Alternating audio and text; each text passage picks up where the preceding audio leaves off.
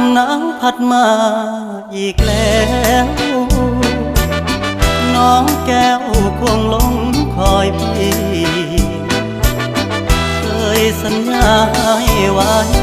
จะกลับไปหาคนดีโอ้น้องพี่คงจะกลัวลมหนาวพัดมาอีกคนหนาวกระมนหัวใจปวดยามหนาวมาห่างน้องเจ้าคงมองและรำครวญลมหนาวจะหวนกลับไปฟ้าเอ่ยโปรดเห็น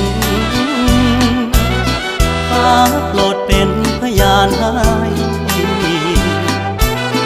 ความรักยังไม่คลอนนิรันดร